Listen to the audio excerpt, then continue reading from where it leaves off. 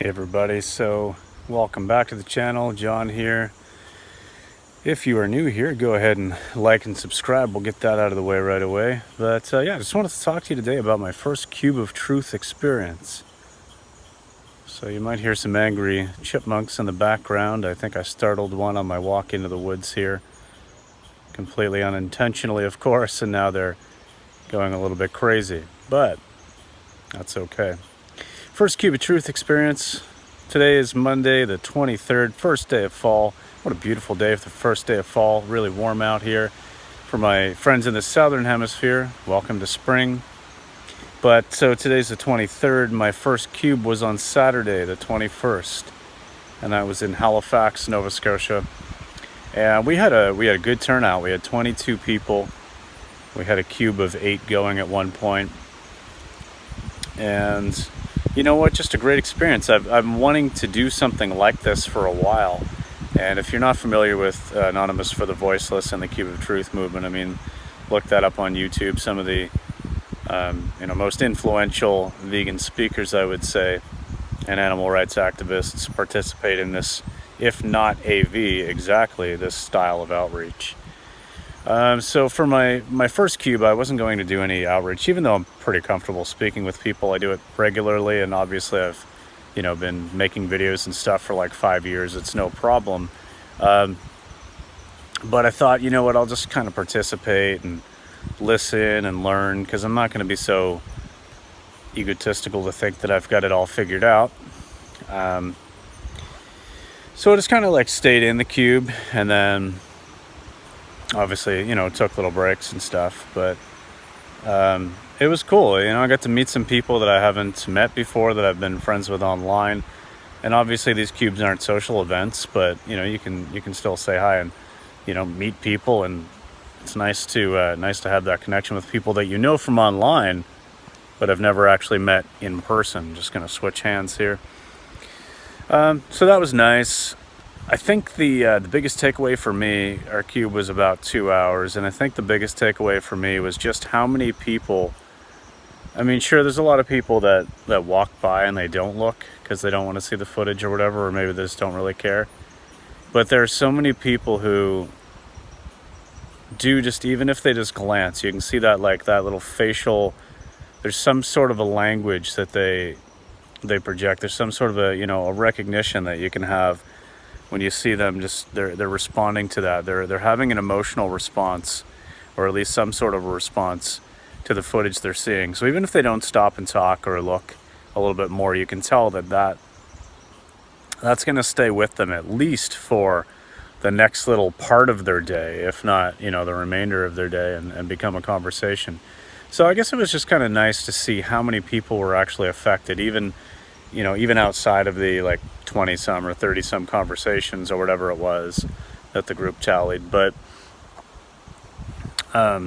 just seeing that there are so many people who you're planting that seed, and so it just reminds me of, I'm going to completely butcher the quote, but something about you don't see the tree the first day you plant the seed or whatever. And it's so true.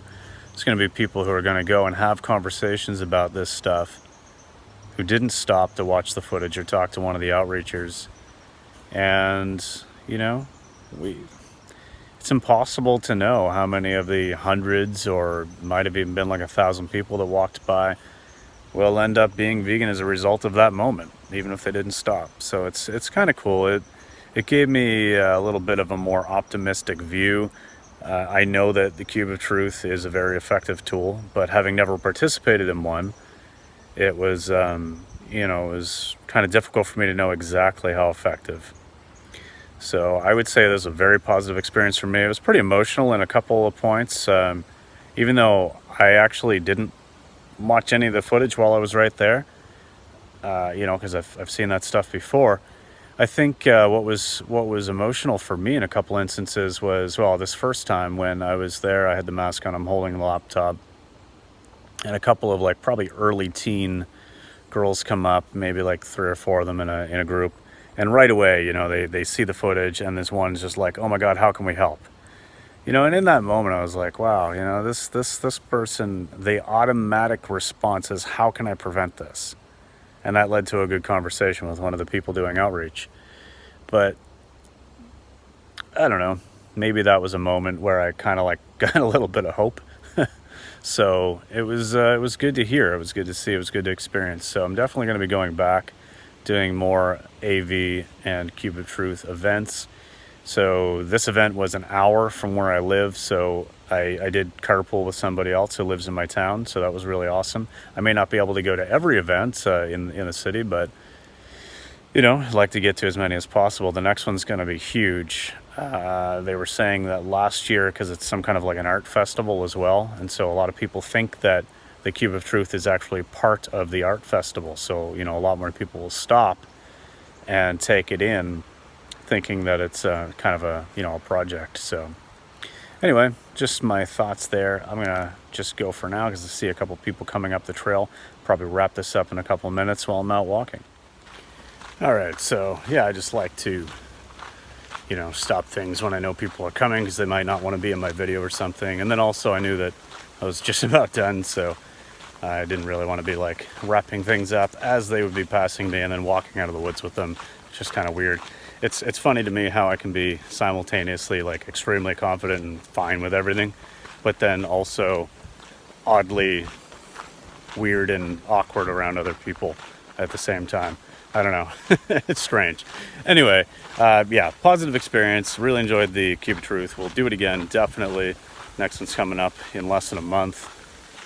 It's going to be a great event, so can't wait to go do it. I urge everybody, even if you don't have like a cube in your area, and I apologize for the wind because I know it's getting bad, but if you don't have a cube event in your area, definitely still urge you to try to do something as far as activism goes, or do what you can. I mean, obviously everybody has different levels of physical capability, different levels of maybe anxiety and things like that might prevent you from being out and talking to people. I get it completely. If you're able to, always strive to do as much as you can to promote complete and utter animal liberation. So those are my thoughts. Thanks very much for watching. Let me know down below if you have done any Cube of Truth, what your thoughts are on it, and we'll see you in the next one, guys. Peace.